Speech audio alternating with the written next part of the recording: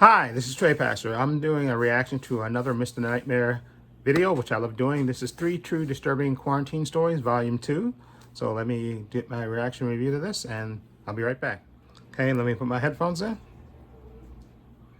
Okay, here we go right now. Go. Quarantine Stories, Volume 2. Story 1, Story 2.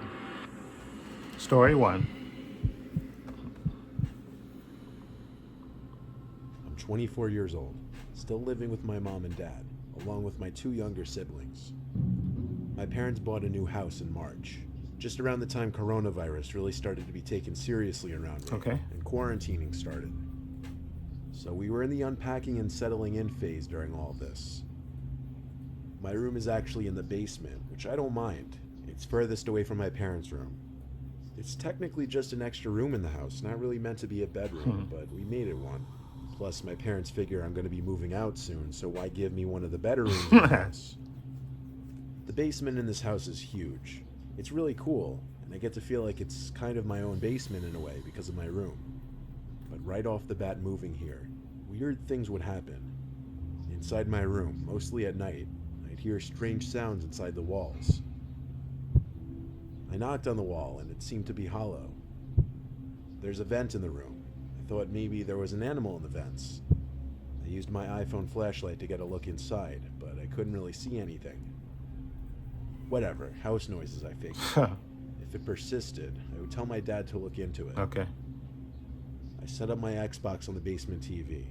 In fact, I usually just chill in the basement instead of my room. Okay. I used the 50-inch TV my dad set up down there. One night on the first week in the house, I was playing Warzone on my Xbox, and I heard this distinct sound come from the side of the basement where my room was. It was muffled by a wall, which led me to believe it came from my room. Okay. I went to quickly check inside my room, and it was empty. I hurried back to my game so that I wouldn't die, but to best describe the noise I heard, it sounded like a heavy glass object being placed on a table or something. Oh. I figured it probably came from upstairs. Literally the next night, I woke to some weird muffled thumps. Oh. I couldn't tell if it was above my room or to the side of my room. I took my phone again and went to the air vents, but once again, even with the light, I couldn't see anything in there. Okay. I was starting to worry a small animal might be in the vents or living inside the walls. Very possible. I brought it to my dad's attention, who told me to let him know if it persisted, and he told me to try to record the sounds if possible. So a few nights later, I woke up at 4 in the morning feeling extremely thirsty. Okay. My trusty bedside water bottle was empty that night, so I had to go upstairs to get a refill. On my way back downstairs from the kitchen after refilling the bottle, I stopped mid-staircase in the dark, thinking I heard something from the basement. Oh boy. "Andy?" I said very quietly, wondering if my brother was hiding down there. I whipped out my phone to use the flashlight again as I finished my descent down the stairs. I had a quick look around the basement just for peace of mind, and when I found it was clear, I went back to my room to hit the hay. As I placed my water bottle on the ledge above my bed, something in my gut told me to just look at that little vent in the wall one more time. Okay. So I shined the light in that direction, and even though it was only for like half a second, I knew what I saw. There was someone looking through the holes in the vent for just a brief moment. Oh my God. I saw their eyes clear as day, Oh. but they moved away just as the light revealed them. Jesus. What did I do? Ran. Probably hope I ran to the vent to get a look inside Nope. to see who was in there. But no. Instead, I screamed like a girl as I ran all the way back upstairs, yelling for my dad like a child. My whole family came down the stairs to my room. I brought them to the vent in my room and shined the light in it again. My dad took a look. Of course, there was no one in sight. Naturally. I'm not even lying when I say my mom and dad told me the cliche I was seeing things because I hadn't gotten enough sleep and I was tired. I didn't buy it. I wasn't sleeping there that night. I slept in the living room and locked the basement door that night. The basement door only has a lock on it because we have an outdoor entrance to the basement, so it serves as an extra small layer of security for break-ins, I guess. Well, the next day, when I went down to the basement, I made a shocking discovery. There was some kind of secret door in the wall that was left open. Jesus. I immediately called my dad down. We went inside of it together. There was a blanket on the floor of this little hidden room, along with a small wooden stool-like thing. Oh, And if you walk down this ever so tiny corridor, you'd come to the vent that peers into my room. Jesus.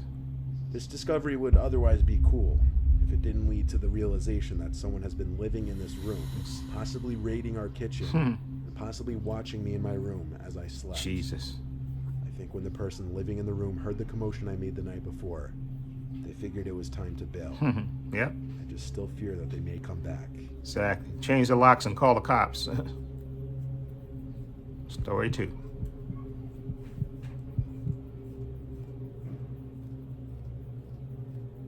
It's April 2020 as I write this, stuck in quarantine. I live in a duplex house. It's one story, but it's divided into 2 sections. Okay. Each side has 2 bedrooms and a kitchen, with each having its own front door. Nice. Inside the house, there's a door separating the 2 sections, and it's locked by the other side. The landlord, Jose, lives on the other side, Okay. and he has the lock switch on his side of the door.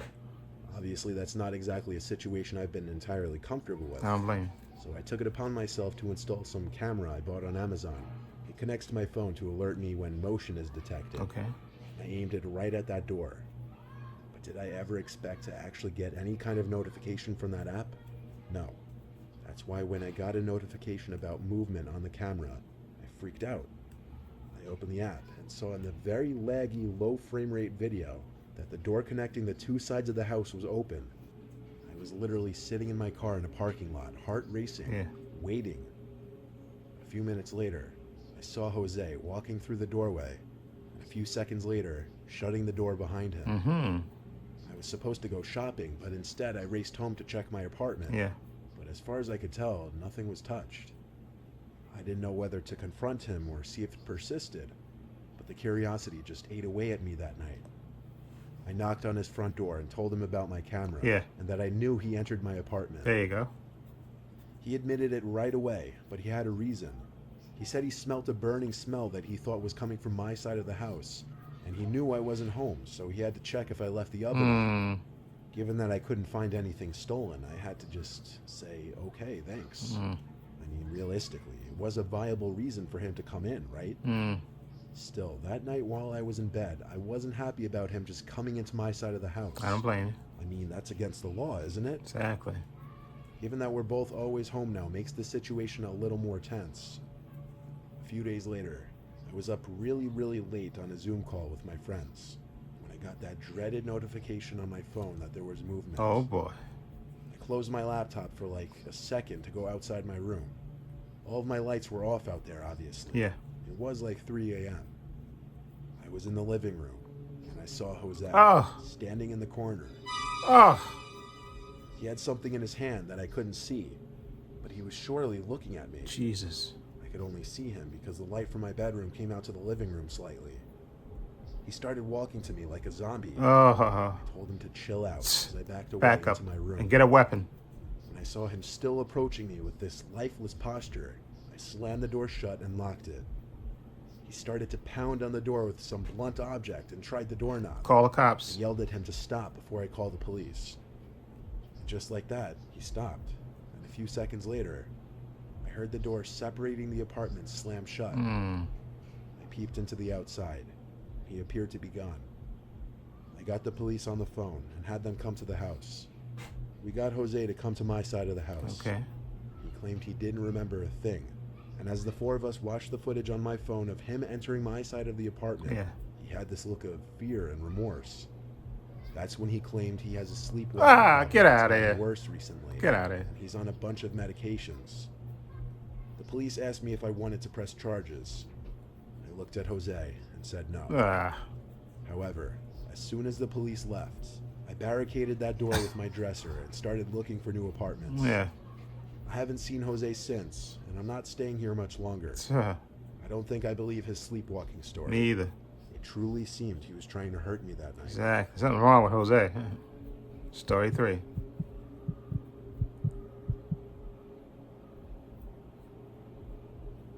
Quarantining and social distancing has had my friends and I going crazy. Okay. So to spice things up, we wanted to explore the abandoned farmhouse down the road. Why? It was my friends Luke, Kyle, and I. Luke drove us. It was only a 10-minute drive. Oh, We pulled up this hilly road onto this enclosed property where this once occupied farm sits. Most people in the area have passed by this place at least once and are aware of its abandonment. okay. Breaking in was easy. We just broke a window on the ground level and hopped in through there. The place was so old we saw dust particles floating everywhere in the light beams from our flashlights. The most noteworthy things we noticed were the lack of furniture and extremely creaky floors. Even though the place was known to be abandoned, we still expected at least some things left behind. However, it seemed people had already looted the place out. Okay. The three of us branched off a bit to different sections of the house to explore, and within a minute, Kyle came tiptoeing back to us and whispered that he heard someone or something in another room. Of course. I whispered where, and he pointed. He refused to go over there, I don't while Luke and I just quietly laughed, thinking he was either being a pussy or Ah! trying to freak us out. Not gonna lie, given the setting, that dark, quiet old farmhouse surrounded by woods in the dead of night, his claims did give me goosebumps. Luke and I still proceeded quietly to the room that he was pointing at. Of course. It was impossible not to make at least a little creaking on those terrible rotting wood floorboards. Yes.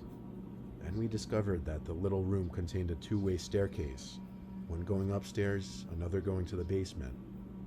But when I approached the basement staircase, my goosebumps came back when I realized most, if not all, of the stairs had collapsed. And at this point, it was more so just a hole in the floor. Jesus. Luke dared me to look down into the basement. I was going to, and I for sure heard a noise come from down there. It was this creaking sound that would repeat every couple seconds. I turned to Luke and whispered, "Do you hear that?" He nodded his head and whispered back to go look down there. I took a deep breath and said, "To hell with it. I'll do it." Of course. I crept to the disturbing-looking hole in the floor and shined my flashlight into the darkness below. At first I didn't see anything except a concrete floor in the basement and small piles of rotted wood. But then I got on my knees to get a deeper look in the basement. And that's when we heard... Oh. My hand just jerked to the right where I heard the voice. Oh. And I saw an old woman with long gray hair in a rocking chair. Jesus. She was looking at me with this lifeless smile. It had this hint of malice to it. Of course. I fell backwards and dropped my flashlight. I yelled at the top of my lungs to run to my friends. Yeah. Kyle already left the house and was waiting. Kyle in the smart. car. Luke and I then got to the car, and I was yelling at him the whole time to hurry up. Once we exited the property, I felt a lot better. Luke heard the voice too. He didn't see what I saw, though. It was bizarre. It was surreal. It was terrifying. It didn't make sense. Why was she down there? How did she get down there when all the stairs had collapsed? What else was down there? All these unanswered questions are made creepier when you remember that farm has been abandoned for years.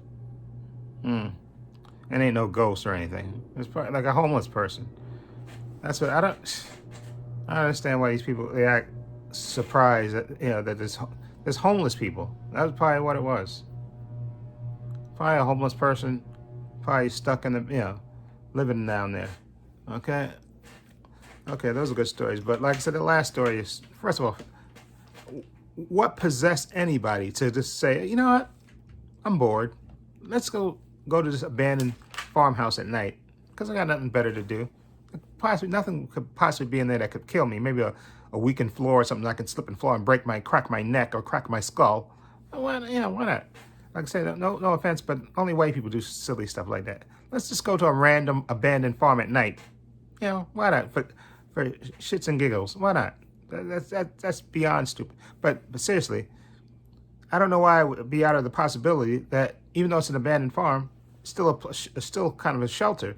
So if there's any homeless people in the area or something, I wouldn't be surprised that they would be living in there because it's shelter. Okay, and that's probably a secret way. They said he don't know how she got down there. Probably another entranceway to there, and that's where she probably got in there, and she's probably been living in there. Exactly.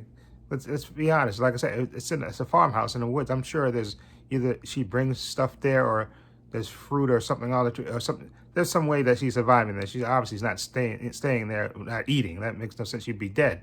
But I don't know why it's so far-fetched for a homeless, them to think that homeless people would live there, because like people live in abandoned houses, like, you know, what do you call them?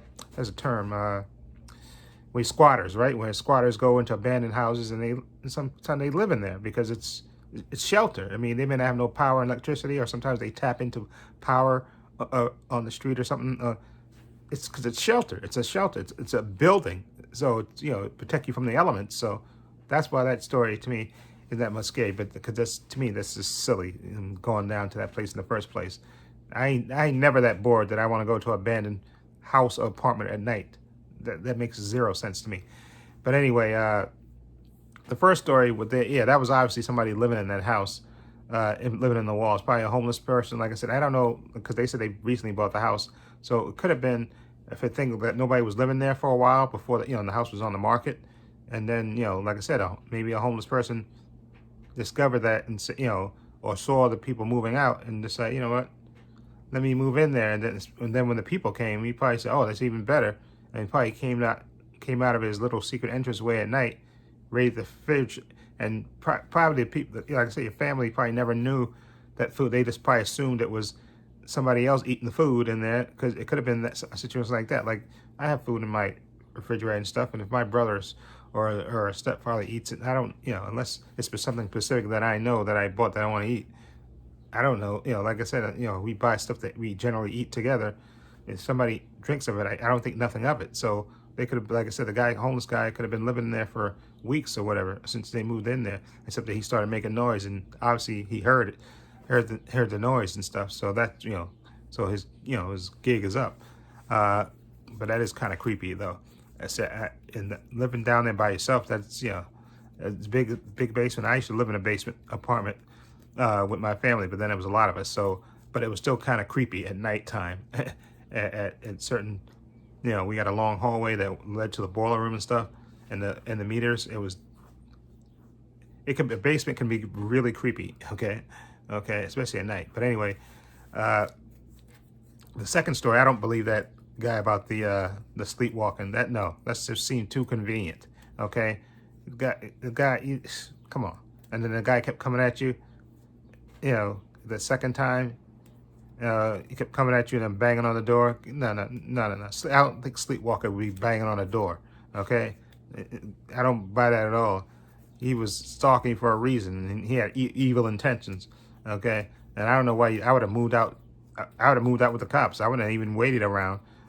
I would have grabbed my clothes and stuff, and then came back later in the daytime with a couple of friends, and grab my stuff to move out of there. I ain't no way in the world I'm gonna spend another night in there, barricading it with this guy. Obviously, this guy is something's wrong with that dude Jose. Something's wrong on them. Either he wanted you to, he had bad intentions. So, okay. So I think that one was. I think that. Well, I'm trying to think. The third story to me ain't surprising, but the first and second story, somebody living in the actual house, is kind of creepy, living on the walls. And I think there was a movie on TV in the 70s back, or was it I think in the 70s called Bad Ronald, I think it was called, where the guy, I think he had elderly parents and he was living in the house. He was like a special needs kind of kid or something, slightly off, and then his old parents died and stuff, and then I think they sold the house because I don't think, he was basically living in the walls and stuff, and then another new family moved in. And I think it was called Bad Ronald. That was the name of the movie, I think, on ABC. I remember they used to have these bunch of TV movies on ABC, which were pretty creepy. And Jodie Foster had one, the girl down the lane, the little girl that lived down the lane. I think Martin Sheen was like a child molester, and she was living by herself in the house and stuff. But anyway, that's enough. I'm going off on a tangent. But anyway, let me know what you think of these Mr. Nightmare stories. Again, I think the second story, because that's kind of personal, because you're in there by yourself, and then you see the guy creeping around in your house, and then the second nighttime he comes at you and look like he's in a trance, and then you run to your room and he's banging on the door trying to get in there. That's creepy. So I think the second story, then the first story, and then the third story would be last. Anyway, let me know what you think of these stories from Mr. Nightmare. I'll leave a link to his channel in the description box so you can check it out for yourself. Also have links to my Facebook, my Twitter, my Instagram. Also have a link to my other channels, Bob Using the Pains. Please check that out as well. And this is Trey Pastor saying so long and take care.